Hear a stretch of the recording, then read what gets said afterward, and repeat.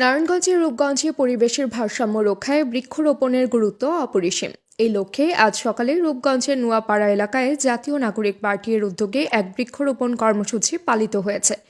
এই কর্মসূচিতে প্রধান অতিথি হিসেবে উপস্থিত ছিলেন এনসিপি যুগ্ম সমন্বয়ক অ্যাডভোকেট মোহাম্মদ সেলিম মিয়া। তিনি বলেন, গাছ আমাদের বন্ধু, গাছ ছাড়া পৃথিবী বাঁচতে পারে না, তাই আমাদের উচিত বেশি করে গাছ লাগানো। কর্মসূচিতে আরও উপস্থিত ছিলেন স্থানীয় গণ্যমান্য ব্যক্তিবর্গ এবং এনসিপির সদস্যবৃন্দ।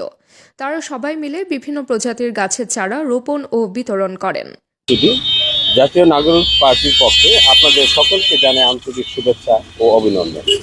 আজ আমরা এখানে দাঁড়িয়েছি সবুজায়নের লক্ষ্যে একটি বিশেষ কর্মসূচি নিয়ে এসেছি। আপনারা জানেন আমাদের চারপাশের পরিবেশ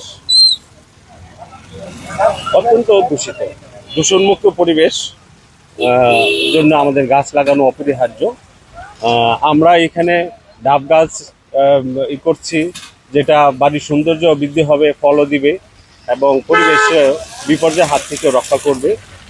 এই বলে আমি এই পরিবেশ রক্ষার জন্য মঙ্গল কামনা করছি। পরিবেশ রক্ষা করার জন্য আমরা সবাই দাঁড়াচ্ছি, এই যে বললে আমরা ধন্যবাদ। এরকম লাগান, পরিবেশ বাঁচান, জলবায়ু পরিবর্তন রক্ষা করার জন্য এই উদ্যোগটাকে বিশেষ করে সেলিম ভাইকে এবং এনসিবিকে অসংখ্য ধন্যবাদ আমাদের পরিবেশ রক্ষার্থে। এবং আমাদের এই সামনে পূর্ব মাধ্যমিক বিদ্যালয়, এই বিদ্যালয় মাঠেও সে গাছ লাগানোর উদ্যোগ নিচ্ছে। তা আমি সেলিম ভাই সহ এনসিপি সকলকে ধন্যবাদ জানাই এই উদ্যোগটা নিয়ে। সবাই যেন এই উদ্যোগ নেয়, এই জায়গাতে আমি সেলিম যে উদ্যোগ নিচ্ছে এটা আমি স্বাগতম জানাই।